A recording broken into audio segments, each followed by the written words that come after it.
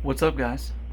This is a very exciting day for me because this is the day that I have the part that essentially is holding up this project big time on the S14, the power steering rack. Tried to rebuild it, screwed it up, and so we needed another one.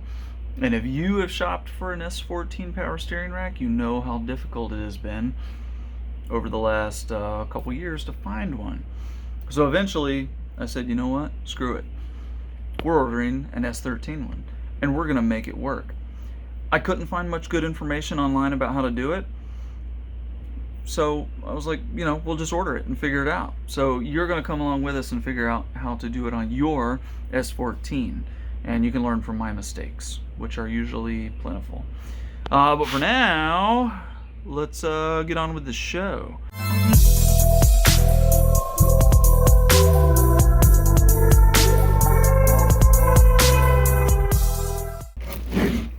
And here is a shiny new, I think it's new, might be refurbished. I think it said new on there, but whatever, I don't know. S13 power steering rack.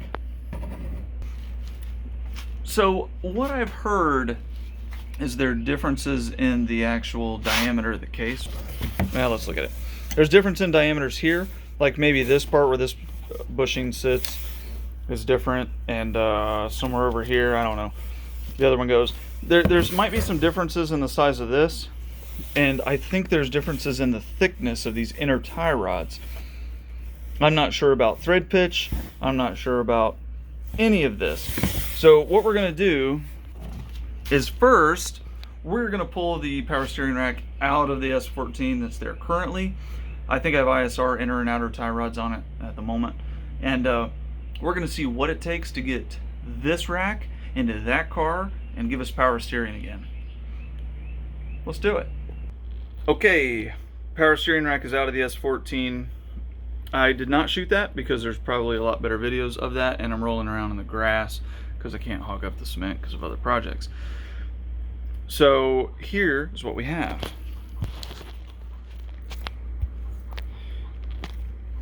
Obviously the old S14, here's the S13. From everything I can tell, it looks pretty dang identical, except of course the one thing I could find is the S13s had thinner inner tie rods than the S14s. Now I have replaced these. This is ISR. This might not be ISR, it might be AutoZone or something, but whatever, these have been replaced and this is ISR. Regardless, they are thicker than this, and also the thread pitch looks much coarser than these, which are fine. The big thing they were talking about was the tube diameters, and I can't really tell that they're any bigger or smaller than the other, but I do have these calipers. So I'm going to measure these and see what we have.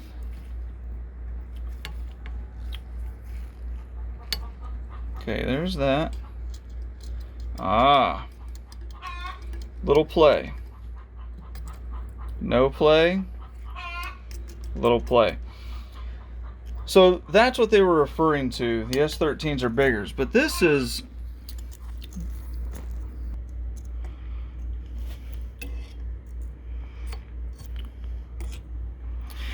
so if I take these bushings and swap them over to here, it's gonna be a little too thick,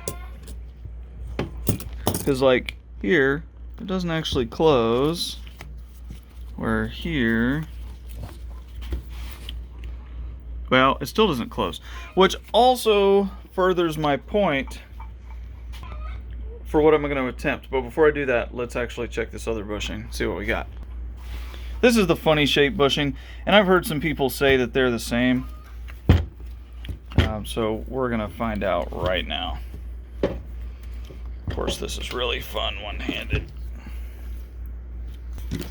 Okay, so this, on the S13, we have this much space. On the S14, I have this much space. Okay. Identical. As far as I can tell, these are identical. This tube is smaller on here and larger on here. here's the way I do things. I'm not recommending it to you, but this is the way I do things. There's a bracket that holds this on, so it rests in one of these a lower cross member right below the engine. The power steering rack rests in that, you know, on this bushing, and then this bracket goes over top and gets bolted from underneath.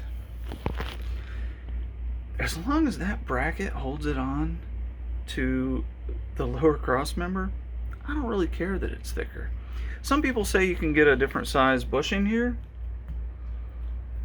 one that's for an S13, and it will fit perfectly then. What? So the bracket sits a little closer? As long as the thing holds it in place, I'm gonna run with it. So that's problem one fixed. I say fixed, we'll see. Problem two, of course, is the different diameters of the inner and outer tie rods. And this is going to go one of two ways. Either I'm going to be able to swap this inner onto here, and then I can use my inner and outer, or I have to order S13 outer tie rods for here. I've heard that there's a difference in the rack length, you know, the overall rack length from S13s and S14s. And I don't know yet because I haven't taken these off, mainly because I'm trying to preserve my distance. I mean, the only thing I can do is take these off and see how it mounts, what the thread pitch is, to see if I can just swap these inner and outers. Alright, so we got the S13 rack. It's a nice Honda you're working on there. There's your Nissan, huh? Gave up? It's around the corner. Oh, is it? Where's your Nissan? Oh, that's cold. That's cold. Anyway, S13 rack, this is the S14, so that there's a difference in the diameter of the tubes. We're not worried about that because we think it's still going to bolt on. So the whole issue was rather these inner and outer tie rods were actually going to... These are the S13 inner tie rods. Took those off finally, took a torch and, well, some big tools, but it looks like, so I've got these lined up so you can kind of see what's going on. These are the ISRs. They came with the spacer on there, but I have them lined up pretty much exact, so it looks like everything's going to line up fine.